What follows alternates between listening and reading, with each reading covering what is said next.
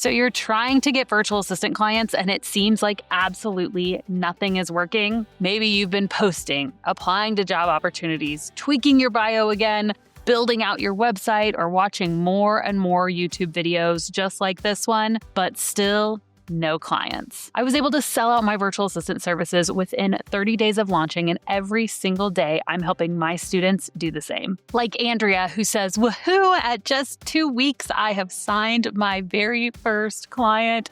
Or like Kayla, who says, I'm on about day 4 or so of my training and just signed my first client last night. So excited. So in this video, I'm going to show you the exact 4-part client engine I use to get virtual assistant clients fast. Let's break it down. If you don't know me, I'm Abbey Ashley, founder of The Virtual Savvy, and I've helped over 7,000 virtual assistants launch, grow, and scale their own VA businesses so they can work from home, living their freedom life. If that's something that you want to learn more about, make sure you subscribe to this channel so that you'll be notified every time I release new videos. All right, let's go ahead and break apart the 4-part client engine. Here are the steps. Step 1, the marketplace move. Step 2, the momentum hour. Step 3, the money ask. And step 4, the multiplier follow-up. Step number 1 is the marketplace move. I see so many new virtual assistants just trying to throw out their business and hoping that people come to them. It's like we think that we are just magnets, and if we just stand up, that things are going to necessarily just come to us. And I don't believe that that's necessarily true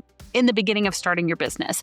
When you are just getting started, it is up to you to go out and find clients. That means you have to go where they are actually hanging out. So the question becomes, where are clients actually hanging out? Well, it really depends on if you've chosen a niche. Maybe your niche is real estate agents. In that case, you should visit some real estate offices where you live locally. Maybe even sign up for a real estate conference. Heck, when I was first getting started, I couldn't afford to necessarily set up a booth at a conference, but I could afford the ticket price. So I just wore a shirt that said, ask me about virtual assistants. And I had so many amazing conversations and got clients that way. But maybe you don't have a niche, which is actually what I suggest for most virtual assistants, is that your niche is just small business owners.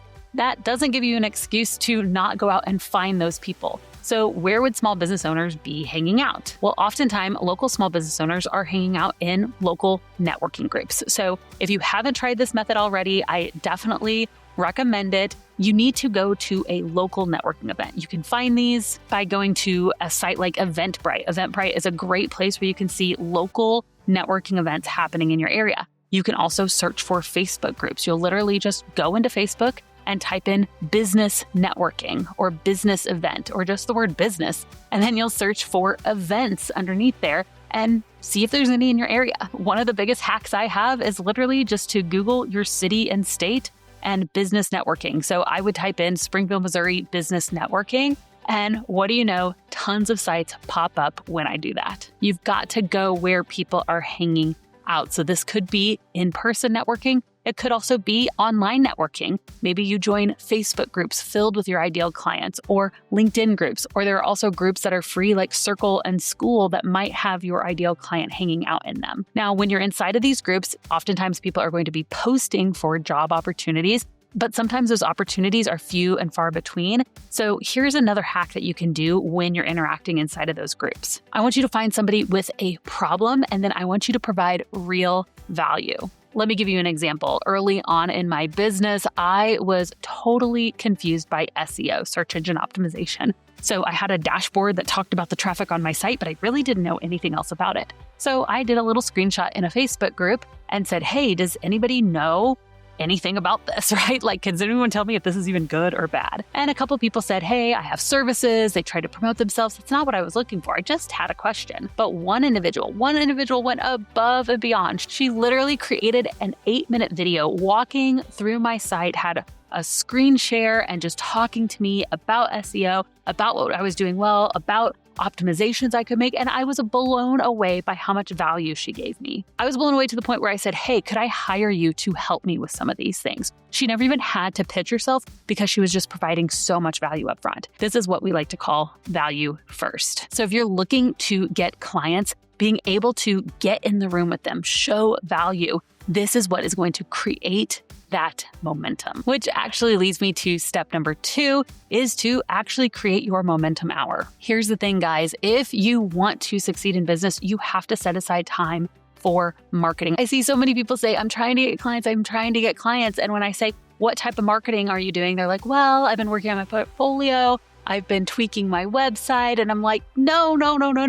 That is not marketing. That's tweaking, right? That's just being behind the scenes, but that's not actually building you more relationships. You need to have one dedicated hour per day at bare minimum, to actually connecting with people, real conversations, applying to job opportunities, going to networking events, actually being in conversation and showing that value first to people. This is what I like to call your momentum hour. So when is your momentum hour going to be? Is it going to be first thing when you wake up in the morning? Let's get it done with, right? Which would probably be me because I'm a morning person. Are you going to do that at night? Are you going to do that during your lunch hour? I would love to know, actually. Let me know in the comments when your momentum hour is going to be. Now, I would highly suggest keeping track of your activities during this momentum hour. It could be as simple as a spreadsheet where you write down the conversations that you're having, people to follow back up with, and what methods work and don't work. So whether you're on LinkedIn, whether you're in a Facebook group, live networking events, you're doing coffee chats, you're applying to job opportunities, you're on Alignable, which is an amazing platform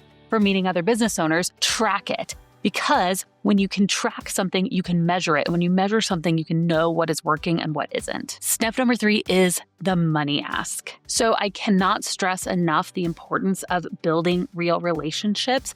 But if you do not take this next step, then those relationships probably aren't going to go anywhere. You've got to actually make the ask. Maybe you know a small business owner right now who could use your help, but you've been too nervous to ask them. Guys, it's time. Send the email, send the text, schedule the coffee chat. Maybe you gathered a bunch of business cards at your last networking event, but you didn't actually reach out, or you reached out once, but you didn't follow up again. Maybe you had a discovery call, and after one follow-up, you got scared of being annoying, so you didn't reach out again. Guys, the money ask is just part of the process, and it's okay to ask people to take the next step. I remember a few years ago, I was sitting down with a friend of mine who was actually a photographer.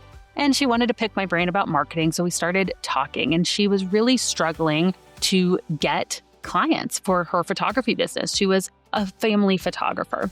And I sat and I listened to her and, all of the reasons why it was so difficult. And then I sat back and I said, you've never actually asked me if you could take my family's photos. And she goes, oh, could I take your family's photos? And I said, of course, right? Of course you can. I actually need new family photos. And not that it always works out that way, but the thing is that I was sitting there, her ideal client, in the room with her, but she just had to have enough boldness to make the ask. You've got to stop waiting to feel ready. If you don't make the money ask, the answer is automatically no, right? You only have the potential of someone saying yes if you actually ask them. So who's going to make the money ask? And then step number 4 is the multiplier follow-up. Here's the thing, guys. It takes 7 touch points to make a sale in many, many cases. So if you are not following up with people, then you're doing yourself a huge disservice. So after you apply for a job opportunity, schedule a couple emails to send them afterwards just to see if they've made a decision yet. After a discovery call, make sure you go ahead and do not leave that discovery call until you have your next meeting booked. Your next meeting after a discovery call should either be your onboarding meeting or a meeting to follow up. So if they say, I need to think about it, then you say, that's okay. Why don't we go ahead and connect? How does next Tuesday afternoon? And leave that call with your next call booked. You have to be following up. We talked about those business cards. Follow up with those people. If you go to a conference, make sure you're collecting names and emails so you can follow up. Do not assume that silence means rejection. Remember, your ideal client is currently overwhelmed. And so I see so many people get into their heads because they don't hear anything back from a client. When I'm like, guys, that's all the more reason that they actually need you, right? They are not on top of their stuff. They're not responding to emails or texts quickly, which actually means that they need you more. So do not stop the follow-up. They'll let you know if it's a, hey, this is a no for now. Don't reach out again or whatever. That's okay. But don't necessarily just assume that silence is a no. I know for me, I am admittedly a terrible texter. Like, I am terrible at email. I'm terrible at texting. If I don't have tenacity people in my life, then I'm not going to get around to it, right? So it doesn't necessarily mean if I don't text you back, Carissa, if you're watching this,